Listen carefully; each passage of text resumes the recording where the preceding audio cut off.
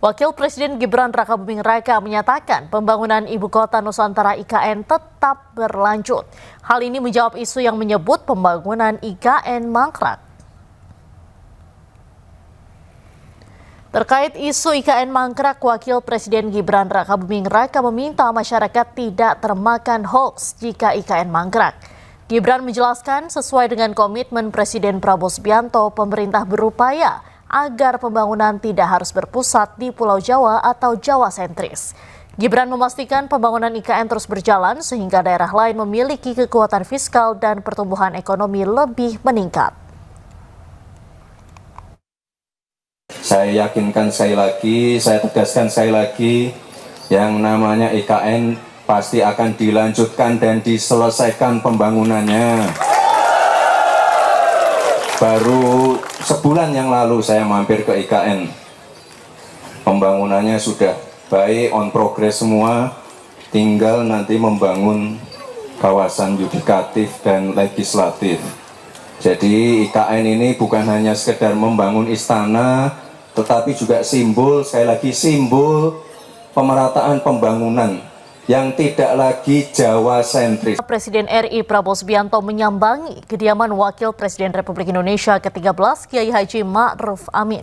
Kedatangan Prabowo ini dalam rangka silaturahmi dan mempererat tali persaudaraan. Dalam unggahan yang dibagikan melalui akun Instagramnya, Prabowo terlihat sungkem kepada Ma'ruf Amin. Selanjutnya, keduanya berdiskusi dan bertukar pikiran mengenai arah pembangunan bangsa ke depan. Kunjungan ini juga mencerminkan kehangatan hubungan antar pemimpin bangsa.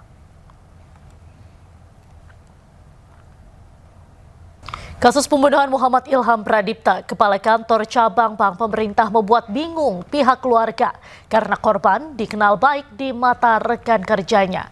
Keluarga korban meminta polisi segera mengusut tuntas motif para pelaku dan berharap pelaku dijerat hukuman yang setimpal.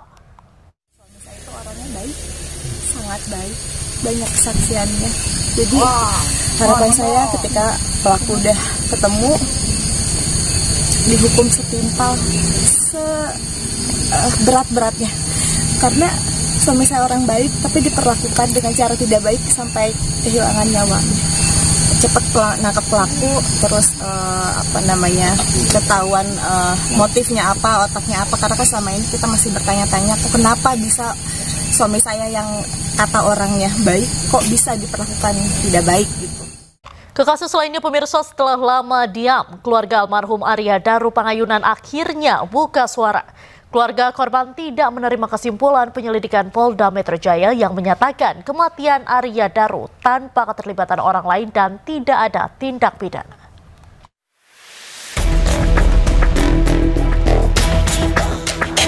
Keluarga ADP meminta penyelidikan kematian ADP dilanjutkan dan diambil alih Mabes Polri.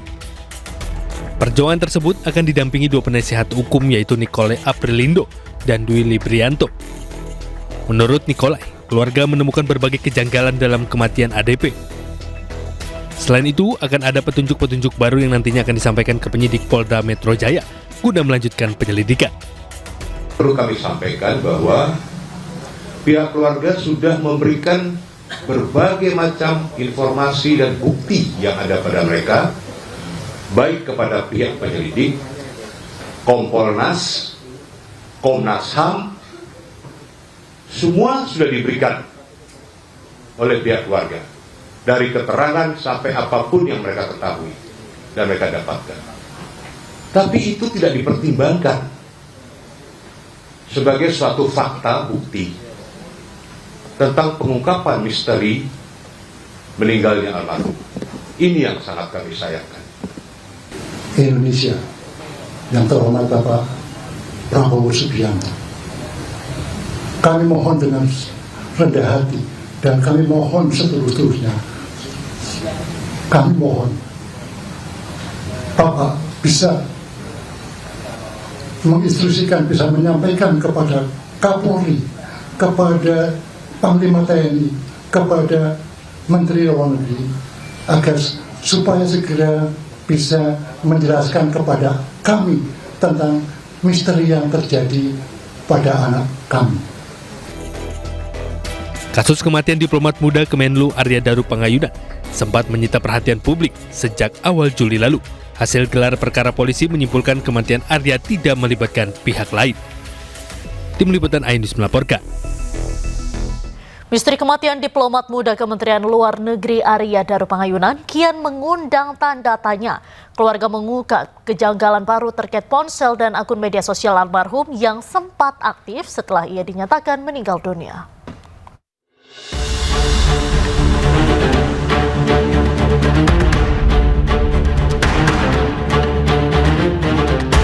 Sempat mencoba menahan diri karena masa berduka, keluarga almarhum diplomat muda akhirnya mengungkapkan kejanggalan baru terkait ponsel dan akun media sosial almarhum yang sempat aktif setelah ia dinyatakan meninggal dunia.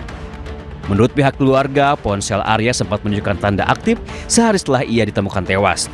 Pernyataan ini muncul karena pada malam 7 Juli 2025, Pita istri Arya mengirim pesan WhatsApp tapi hanya centang 1 dan esok paginya sekitar pukul 10, pesan tersebut berubah menjadi centang 2 yang menunjukkan jika ponsel tersebut aktif. Awalnya keluarga mengira ponsel tersebut mungkin sudah dibuka oleh pihak kepolisian, namun belakangan polisi menyatakan bahwa ponsel utama Arya justru hilang dan hingga kini belum ditemukan. Kejanggalan muncul saat akun Instagram Arya tiba-tiba menunjukkan status aktif. Instagram dari almarhum saat ini on, padahal dikatakan HP-nya hilang. Dan salah satu fakta lainnya adalah istri atau keluarga dari almarhum itu mencoba lagi mengirimkan pesan singkat lewat WhatsApp dan itu centang 2. Berarti kan on kalau centang 2. Nah ini menjadi misteri juga. Dikatakan HP-nya hilang. Tapi kok bisa ada on di Instagram dan centang 2? Nah inilah hal-hal ini, salah satu beberapa hal yang perlu kita dalami bersama dengan penyelidik. Istri almarhum mengaku memiliki akses ke seluruh akun media sosial Arya karena mengetahui kata sandi yang diberikan langsung oleh almarhum. Namun saat ini tidak bisa lagi login ke akun suaminya. Tim Liputan iNews melaporkan. Pemirsa, pihak keluarga menilai kematian diplomat muda Kementerian Luar Negeri Arya Daru Pangayunan masih misteri. Usai Arya ditemukan tewas dengan wajah tertutup plastik dan terlilit lakban di kamar kosan, kini pihak keluarga mengungkap adanya kiriman amplop coklat berisi 3 simbol misterius saat pemakaman jenazah Arya Daru. Adalah ketika proses pemakaman almarhum, ada seseorang membawa amplop coklat. Di dalam amplop coklat itu berisi simbol-simbol dari gabus putih, yaitu simbol bintang, simbol hati, dan simbol bunga Kamboja. Itu sudah diserahkan oleh pihak keluarga kepada pihak-pihak yang melakukan penyelidikan. Kami minta diperdalam apa makna dari simbol-simbol itu. Pesan apa yang terkandung dari simbol-simbol itu. Dan yang paling membuat pihak keluarga bertanya-tanya adalah cara kematian almarhum. Sementara itu, keluarga Arya Daru Pangayunan membantah posisi CCTV yang digeser saat pendobrakan indekos atas permintaan sang istri. Tapi langsung dibantah karena pada saat itu Pita, istrinya Daru, ada di Zoom. Jadi saya tidak pernah menyuruh Pak Siswanto ini untuk menginikan. Terus ternyata setelah dikonfrontasi lagi bahwa itu adalah inisiatif dari Pak Siswanto dengan pemilik kos ini gitu, bahwa diputar maksudnya digitukan. Yang intinya bahwa Pita itu hanya bilang tolong didobrak, nanti kalau sampai ada biaya yang kerusakan akan saya bayar atau saya akan biayai gitu. Hampir 2 bulan kasus kematian diplomat muda Kemenlu Arya Daru Pangayunan menyita perhatian publik. Hasil gelar perkara polisi menyimpulkan kematian Arya tidak melibatkan pihak lain.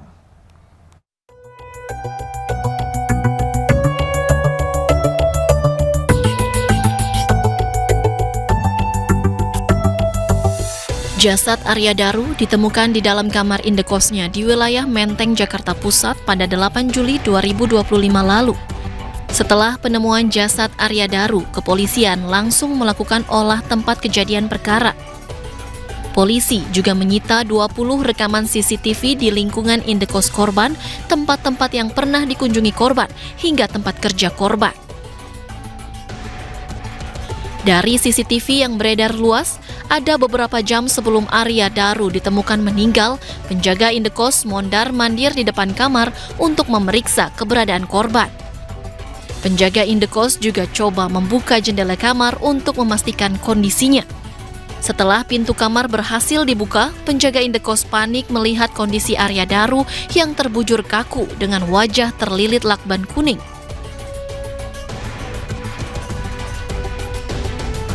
Polisi menyebut pada 7 Juli 2025, sebelum ditemukan tewas, Arya Daru sempat naik ke lantai 12 atau ke atap gedung Kementerian Luar Negeri.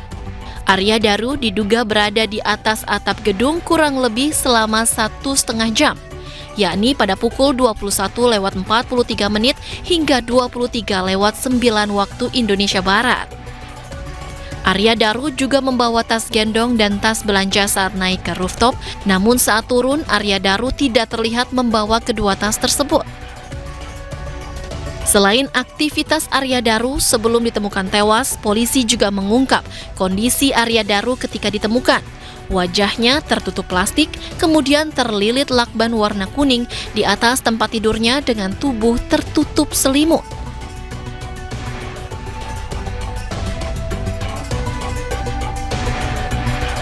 Berdasarkan hasil gelar perkara pada 29 Juli lalu, polisi menyimpulkan kematian Arya tidak melibatkan pihak lain. Kesimpulan tersebut berdasarkan pemeriksaan sejumlah saksi, pemeriksaan 103 barang bukti yang diamankan dari sejumlah lokasi, serta hasil autopsi. Kendati demikian, polisi tidak mengungkap motif meninggalnya Arya Daru. Tim Liputan iNews melaporkan. Petugas gabungan berhasil padamkan kebakaran sumur minyak ilegal di Blora, Jawa Tengah. Namun demikian, para pengungsi belum diizinkan kembali ke rumah karena menunggu kondisi aman.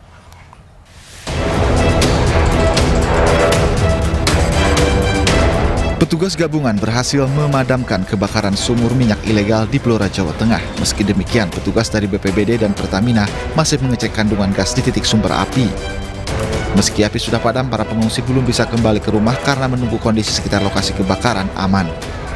Sudah aman, langkah selanjutnya mestinya para pengungsi kita kembalikan lagi ke rumah masing-masing, tapi nunggu nanti kondisi sampai aman. Kebakaran sumur minyak ilegal ini terjadi hampir seminggu. Akibat insiden ini 4 orang meninggal dunia dan 1 balita masih menjalani perawatan. Polisi juga telah melakukan penyelidikan dalam kebakaran sumur minyak tersebut. Dari Blora, Jawa Tengah, Heri Purnomo, iNews melaporkan. Pemirsa, Gunung Lewotobi lagi-lagi kembali erupsi. Tinggi kolom abu hingga 1.500 meter dari mulut kawah. Warga diminta selalu waspada.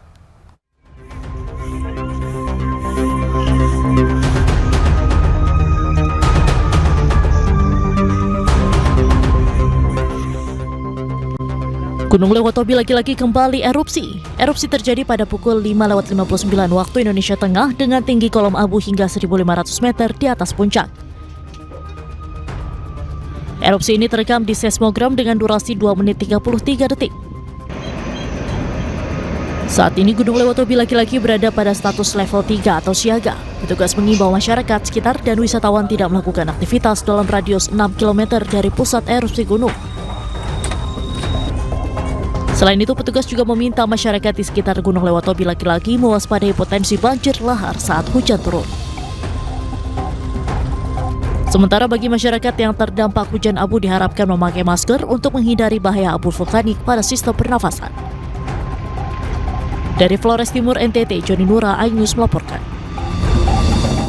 Kita ke informasi lainnya, pemirsa. Otak penculikan dan pembunuhan terhadap Kepala Cabang Bank Pemerintah Muhammad Ilham Pradipta ditangkap di Bandara Komodo, Labuan Bajo, Nusa Tenggara Timur. Setelah membunuh korban, pelaku berusaha kabur ke kampung halamannya.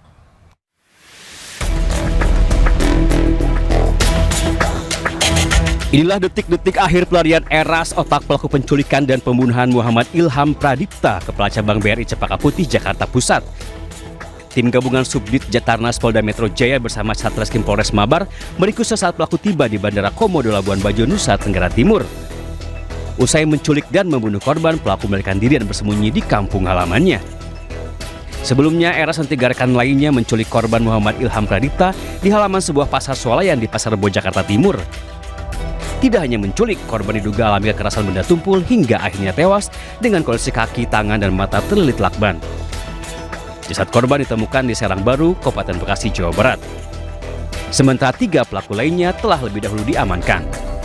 Polisi kini tengah menggali keterangan dari para tersangka guna mencari tahu motif pembunuhan serta kemungkinan adanya pelaku lain. Di Jakarta Selatan, Deni Helmi Sejangbati, iNews melaporkan. Universitas Gadjah Mada menyatakan tidak bertanggung jawab terkait maraknya foto ijazah Presiden ke-7 RI Joko Widodo di media sosial. Sebab menurut UGM ijazah tersebut sudah diserahkan dan menjadi tanggung jawab Jokowi.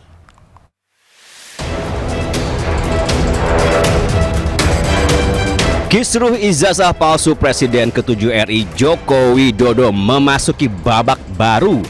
Rektor Universitas Gadjah Mada Yogyakarta, Ova Emilia, angkat suara terkait beredarnya foto ijazah Jokowi di media sosial. Rektor UGM menegaskan pihaknya telah menyerahkan ijazah Presiden ke-7 RI Joko Widodo saat wisuda 19 November 1985. Sejak saat itu, dokumen ijazah menjadi tanggung jawab pribadi Jokowi.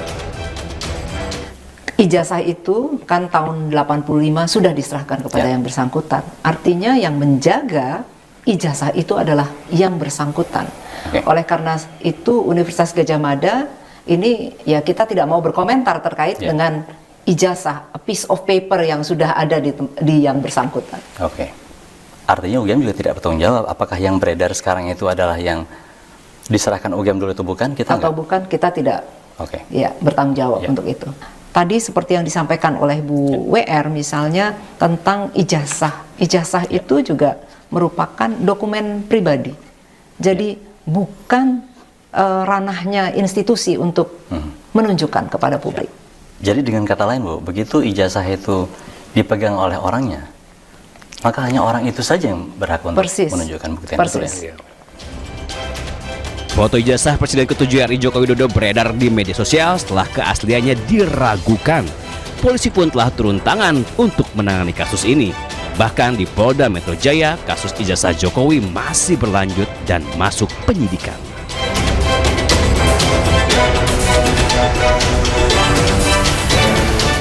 Sementara itu, Dekan Fakultas Kehutanan UGM, Sigit Sunarta memastikan jika Kasmujo adalah pembimbing akademik Joko Widodo. Sementara itu, terkait lembar pengesahan skripsi Jokowi yang tertulis tanpa tanggal, Sigit menjawab hal itu akibat lupa. Jadi, pembimbing akademik itu adalah Bapak Insinyur Kasmujo. Waktu itu masih Insinyur Kasmujo. Selanjutnya bersekolah lagi jadi Insinyur Kasmujo MS sekarang sampai pensiun begitu. Itu pembimbing akademik yang membimbing Pak Jokowi mulai semester kelima. Itu kalau zaman sampai dulu, lulus. Istilahnya dosen wali juga betul ya? Dulu sering disebut sebagai dosen wali. Di angkatan saya itu dosen wali. Ya, betul ya, Pak? Betul. Ya. Kemudian untuk dosen pembimbing skripsi itu adalah waktu pertama kali masih Dr. Insinyur Sumitro, Ahmad Sumitro. Tetapi setelah hampir lulus begitu ya, itu Pak Mitro itu menerima gelar profesornya. Jadi ini memang ada 2 orang yang berbeda Pak. Satunya pembimbing akademik, yaitu Pak Kasmujo. Ya. Dan satunya pembimbing skripsi Pak Ahmad Sumitro. Ahmad Sumitro. Ya. Ada lembar pengesahan yang luput barangkali ya, lupa waktu itu untuk memberikan tanggalnya. Ya, itu hal yang saya pikir wajar ya. Karena ketergesa-gesaan atau alasan yang lain itu jadi luput untuk itu. Sebelumnya, Rismon Syahnibar diperiksa di Polda Metro Jaya Jumat pada terkait tuduhan ijazah palsu Jokowi. Dicecar 49 pertanyaan, Rismon hanya menjawab 2 pertanyaan.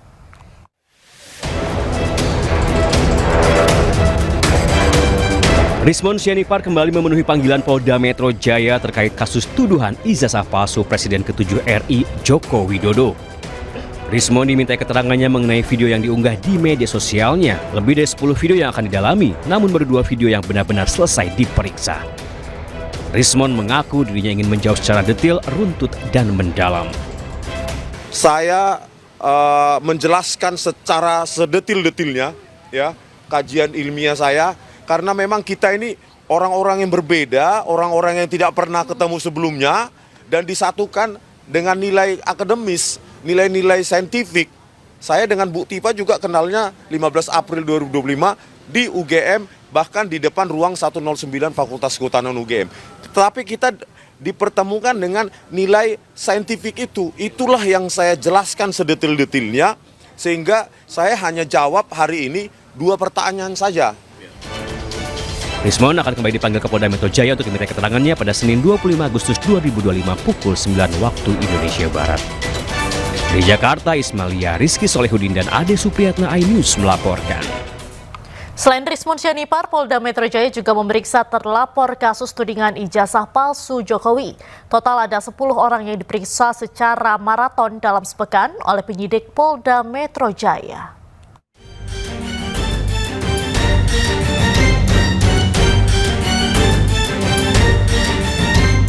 Polda Metro Jaya kejar target.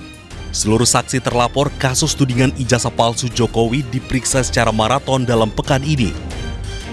Kemarin, Dr. Tifauzia Tiasuma alias Dr. Tifa mendatangi Polda Metro Jaya untuk menjalani pemeriksaan sebagai saksi terlapor. Dr. Tifa menggenggam buku Jokowi White Papers dan membawanya masuk saat menjalani pemeriksaan. Sebelum Dr. Tifa, polisi juga telah memeriksa mantan Ketua KPK Abraham Samad. Roy Suryo, Kurnia Triani, dan Rizal Fadilah juga telah diperiksa sebagai saksi terlapor pada hari Rabu lalu. Sementara pada hari Selasa, 19 Agustus 2025, Polda Metro Jaya juga memeriksa 3 orang saksi, yakni Meriakti, aktivis KNPRI, Sunarto, YouTuber, dan Arif Nugroho, seorang jurnalis. Ya bang, saya dari awal menyatakan seorang saksi itu harus bisa atau harus hanya mengatakan apa yang dia lihat dengan mata dia sendiri dan apa yang dia dengar dengan telinga dia. Seorang saksi nggak boleh dimintain pendapatnya, apakah Bapak lihat ini siapa. Kalau memang kita nggak mengerti, itu kita nggak boleh menceritakan atau berpendapat. Itu ahli kalau yang berpendapat. Saksi itu hanya mengatakan yang dia lihat dan dia dengar. Makanya tadi saya hanya menyampaikan yang saya lihat dan saya dengar pada pertanyaan seputar tanggal 22 Januari 2025. Kasus ini memasuki babak akhir dengan meningkatnya status perkara ke tahap penyidikan. Namun, hingga kini polisi belum mengumumkan siapa tersangka dari kasus tudingan ijazah palsu yang dilaporkan oleh Jokowi. Publik menanti akhir drama kasus tudingan ijazah palsu ini. Apakah pemeriksaan maraton Roy Suryo CS akan berujung pada penetapan tersangka? Atau lagi-lagi hasil pemeriksaan polisi hanya menguap satu saja?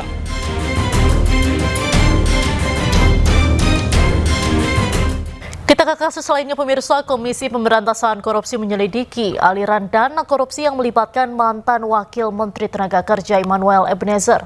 KPK menyebut penetapan tersangka Noel bukanlah akhir pengusutan korupsi dugaan pemerasan pengurusan sertifikat keselamatan dan kesehatan kerja atau K3 di Kemnaker.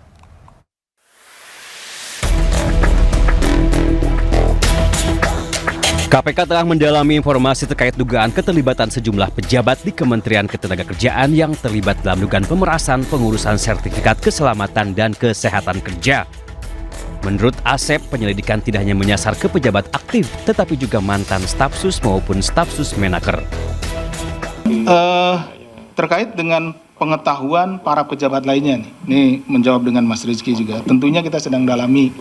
Nah, termasuk juga tadi kata Mas Rizky, ini aliran dananya ke stafsus dan lain itu sedang kita dalami seperti apa gitu ya. Ini kan baru 1 hari ini nih, kita baru melakukan konfirmasi kepada orang-orang yang kita amankan di malam Kamis kemarin. Kemudian kita tentu akan kembangkan. Kasus ini diduga berlangsung sejak 2019 hingga 2025 dan masih dalam tahap pengembangan. Dari Jakarta, tim liputan iNews melaporkan.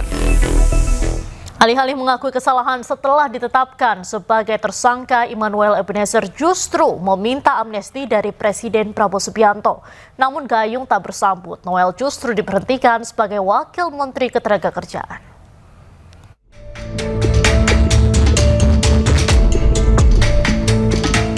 Berompi oranye sambil menangis terseduh-seduh, Immanuel Ebenezer digiring KPK bersama 14 tersangka lainnya. Setelah terjaring operasi tangkap tangan KPK, Noel langsung ditetapkan sebagai tersangka dalam dugaan pemerasan, pengurusan sertifikat keselamatan dan kesehatan kerja atau K3. Noel terbukti menerima uang 3 miliar rupiah. Berkelit, Noel justru membantah terjerat operasi tangkap tangan serta membantah terlibat dalam kasus pemerasan. Saya ingin sekali pertama saya meminta maaf kepada Presiden Pak Prabowo. Kedua, saya minta maaf kepada anak dan istri saya. Ketiga, saya minta maaf terhadap pelaku. Saya juga ingin klarifikasi bahwa saya tidak di OTT.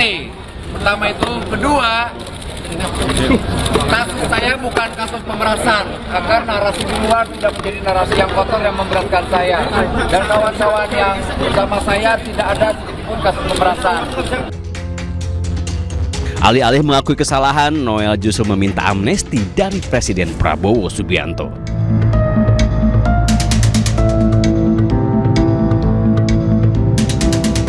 Gayung tak bersambut mengetahui anggota kabinetnya terjerat dugaan korupsi. Presiden Prabowo Subianto langsung mencopot Immanuel Ebenezer sebagai Wakil Menteri Ketenagakerjaan. Bapak Presiden telah menandatangani keputusan Presiden tentang pemberhentian Saudara Immanuel Ebenezer dari jabatannya sebagai Wakil Menteri Tenaga Kerja. Sementara itu, mantan penyidik KPK Yudi Purnomo Harahap turut berkomentar terkait permintaan amnesti Noel kepada Presiden Prabowo. Kalau saya pribadi enggak lah, gitu ya. Kemarin kan sudah cukup lah. Saya pikir untuk Hasto, amnesti, Pak Tom Lembong, untuk abolisi, saya pikir itu pertama dan terakhir lah. Jadi apalagi kan udah OTT Pak, telak. Selain Noel, ada 14 orang yang ditangkap KPK dalam operasi tangkap tangan di Jakarta. KPK juga menyita 15 unit mobil, 7 sepeda motor, dan uang miliaran rupiah.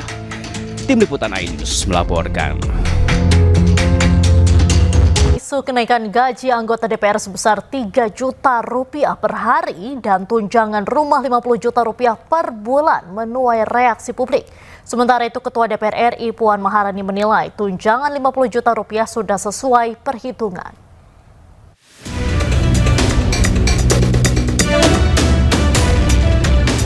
Gaji anggota DPR naik 3 juta rupiah per hari hingga bisa mencapai 100 juta rupiah per bulan.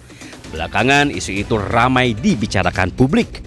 Kenaikan terjadi lantaran anggota DPR 2024-2029 tidak lagi mendapatkan fasilitas rumah jabatan dan diganti dengan tunjangan rumah sebesar 50 juta rupiah per bulan. Publik pun geram dengan kabar kenaikan tunjangan dan gaji selangit wakil rakyat itu, apalagi di tengah sulitnya mendapatkan pekerjaan.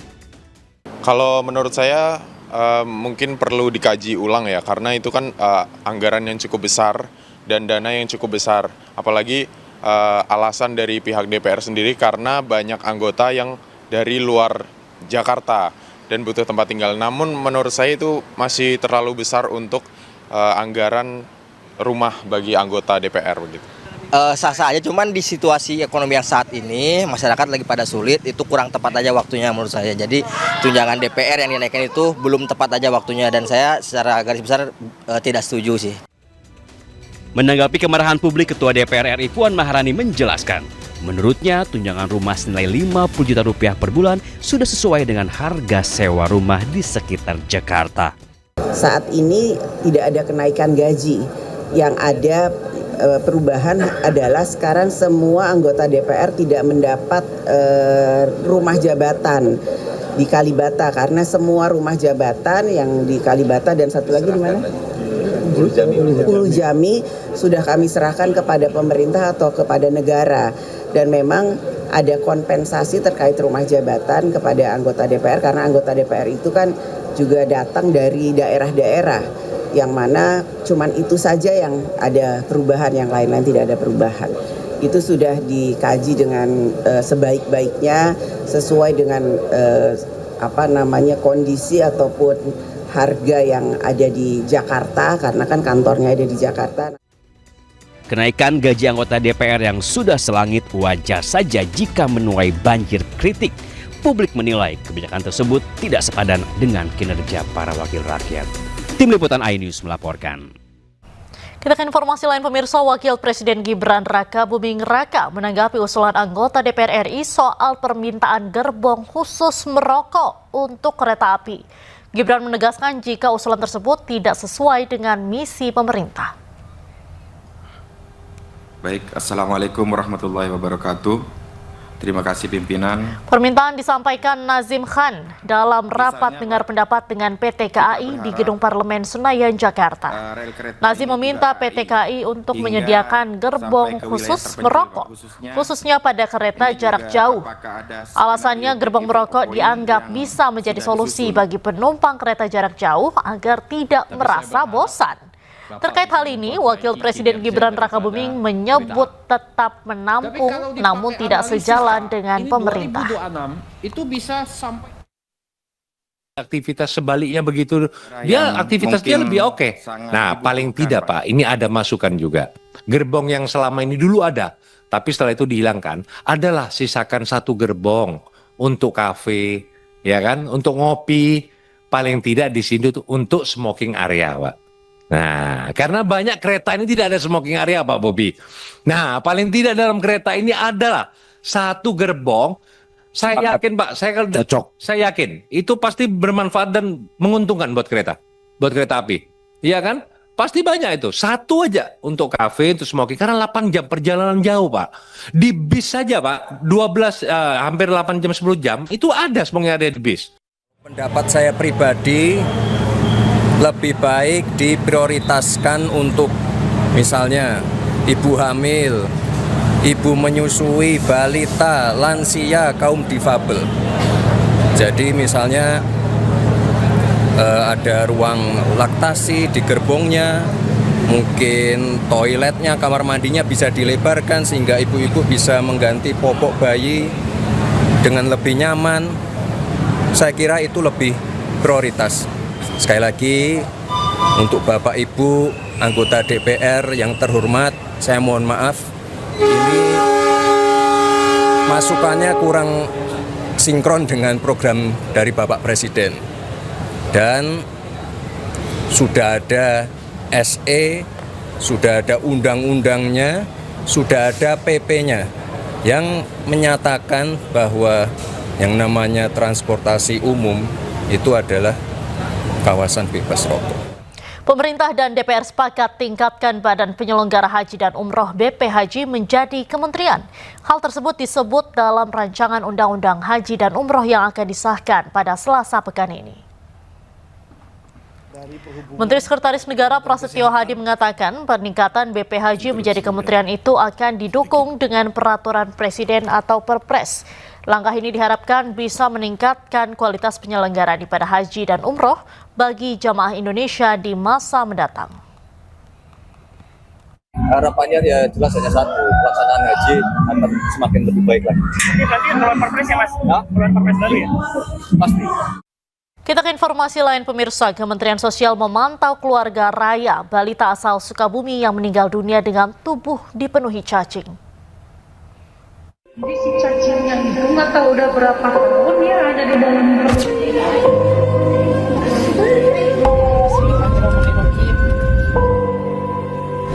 Bahkan dari CT scan aja tuh udah kotak setelur cacing. Heboh balita asal Sukabumi bernama Raya meninggal dunia akibat ditemukan cacing di dalam tubuhnya menjadi perhatian khusus Kementerian Sosial. Kementerian Sosial pun turun tangan untuk melakukan asesmen keluarga raya dan dipindahkan ke sentra Kemensos.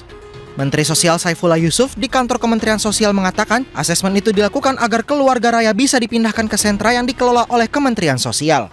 Kementerian Sosial juga sudah turun untuk melakukan asesmen dan sekarang kakaknya atau adiknya itu ya, orang tuanya dirawat. Orang tuanya, kakaknya atau adiknya yang sedang dalam asesmen yang insya Allah nanti akan dimasukkan ke sentra kita yang ada di Sukabumi. Ya, jadi ini satu pembelajaran buat kita semua ya untuk supaya benar-benar bisa menyisir warga-warga kita yang memang memerlukan perlindungan dan jaminan sosial. Kita berharap ya, terus terang kita harus bersinergi ini dengan pemerintah daerah utamanya ya di desa-desa dan juga di RT RW untuk benar-benar bisa memberikan suatu data yang tepat, yang baik sehingga kita bisa berikan langkah-langkah atau intervensi yang tepat. Saifullah Yusuf menambahkan kasus Raya akan menjadi pembelajaran agar pemerintah baik di tingkat pusat hingga ke daerah benar-benar melakukan penyisiran terhadap warganya. Sebab Raya sempat dikabarkan tidak memiliki data kependudukan administrasi yang menyebabkan tidak mendapatkan fasilitas BPJS. Tim Liputan iNews melaporkan. Badan Nasional Penanggulangan Bencana atau BNPB mengklarifikasi terkait surat dengan KOP BNPB berisi undangan rapat persiapan pernikahan Putri Kepala BNPB Letjen TNI Suharyanto. BNPB menegaskan surat berkop resmi tersebut ditujukan hanya untuk internal, bukan pihak eksternal. Ia juga menjelaskan tidak ada maksud lain dari undangan rapat pernikahan dengan kop surat BNPB itu. Ada beberapa poin penting dari undangan ini. Yang pertama ingin kami sampaikan, undangan tersebut ditujukan kepada panitia yang sudah ditentukan oleh beliau. Panitia ini ada internalnya BNPB, ada juga di sebagian angkatannya beliau, termasuk juga polisinya.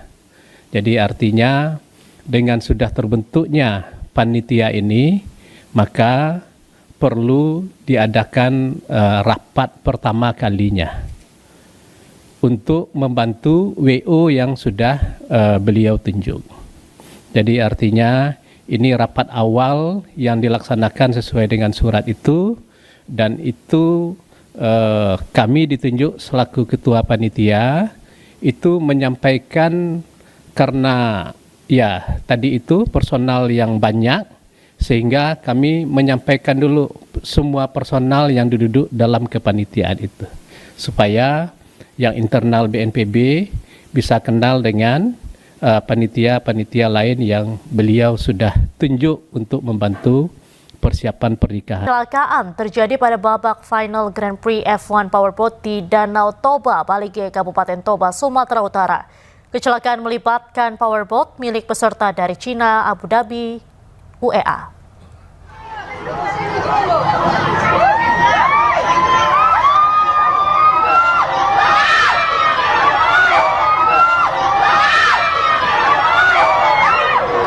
Detik-detik insiden tabrakan powerboat terekam video amatir warga. Kerasnya tabrakan tersebut membuat kedua powerboat terempas ke atas setinggi lebih dari 3 meter. Para penonton pun dibuat histeris melihat kejadian tersebut. Belum diketahui penyebab tabrakan kedua powerboat termasuk korban dalam kecelakaan itu.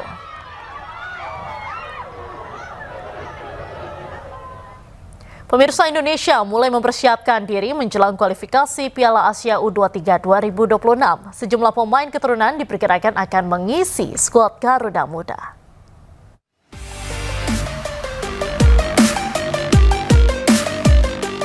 Tim U23 Indonesia akan memulai pemusatan latihan pada Senin 25 Agustus untuk mempersiapkan diri menjelang kualifikasi Piala Asia U23 2026. Sejumlah pemain keturunan seperti Rafael Strijk hingga Jens Raven diperkirakan akan mengisi skuad Garuda Muda. Tidak hanya itu, sejumlah pemain yang sempat membela timnas pada ajang ASEAN U23 Championship 2025 juga diprediksi akan kembali bergabung. Jika berkaca pada performa ASEAN U23 Championship lalu, lini tengah dan lini depan Indonesia menjadi masalah bagi pasukan Gerald Vandenberg.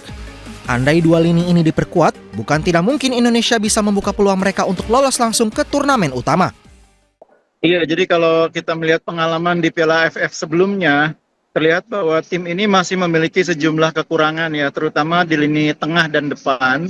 Dan dengan rencana pemanggilan pemain-pemain yang bisa diharapkan memperkuat atau mempertebal kedalaman skuad, mudah-mudahan kekurangan yang terjadi pada Piala AFF lalu bisa dipenuhi. Dalam kualifikasi Piala Asia U23 2026 Indonesia tergabung di grup J. Skuad Garuda Muda akan menghadapi 3 lawan tangguh yaitu Korea Selatan, Makau dan Laos yang digelar pada 3 hingga 9 September mendatang.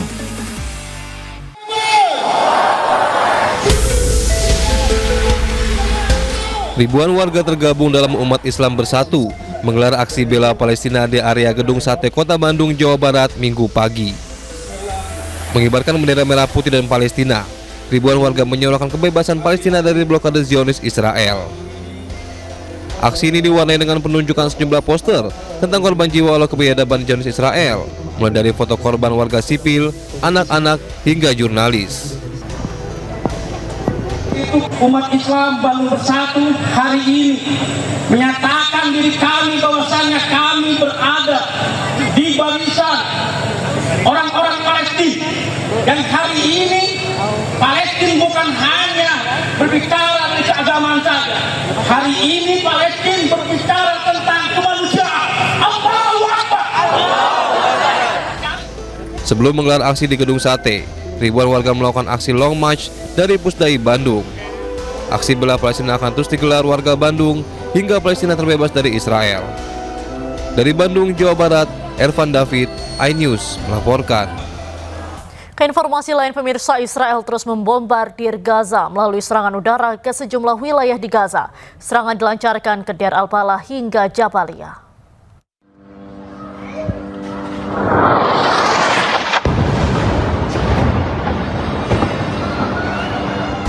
Inilah detik-detik serangan udara yang dilakukan oleh militer Zionis Israel di wilayah Deir al-Balah, Gaza Selatan. Asap hitam tebal membumbung tinggi saat rudal Israel meledakkan sebuah rumah di Deir al-Balah.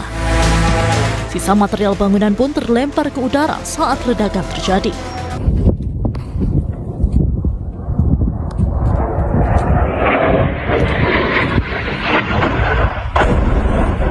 Serangan udara Israel juga membombardir wilayah Al-Zaitun, kota Gaza, salah satu permukiman terbesar. Keluarga para sandera memblokade jalan utama di Yerusalem menuntut pembebasan para sandera. Sementara ribuan warga di Tel Aviv menggelar aksi unjuk rasa menolak operasi militer Israel untuk mengambil alih Gaza. Dan pemirsa, usai sudah kebersamaan kita dalam iNewsroom hari ini, temukan informasi-informasi terbaru lainnya di www.inews.id. Cuplikan tayangan berita iNews dapat Anda saksikan di kanal YouTube @official iNews. Wakili seluruh kerabat kerja bertugas, saya Diandra Mukni pamit undur diri. Terima kasih, sampai jumpa.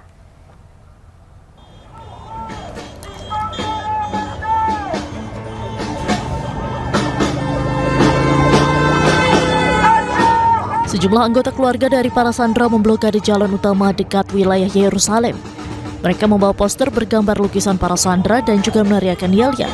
Keluarga sandera tersebut menuntut adanya kesepakatan pertukaran tawanan dan untuk menghentikan perang di Gaza. Sementara itu, ribuan pengunjuk rasa yang mengecam rencana militer Israel untuk menduduki Gaza telah berkumpul di Tel Aviv pada hari Sabtu, mendesak pemerintah untuk mengejar resolusi diplomatik untuk membebaskan para sandera. Para demonstran meneriakkan yel-yel dan menyuarakan penolakan mereka atas operasi militer baru di wilayah Gaza. Beberapa pengunjuk rasa membawa spanduk bertuliskan sabotase kesepakatan membunuh sandera dan apakah Trump takut pada Bibi, sambil menyalakan suar dan mengibarkan bendera Israel. Salah satu demonstran bahkan memakai topeng wajah Benjamin Netanyahu yang berhidung panjang. Para demonstran ini menuntut Israel untuk menghentikan kelaparan dan membantu rakyat Gaza bangkit kembali. Mereka menilai apa yang dilakukan Perdana Menteri Israel Benjamin Netanyahu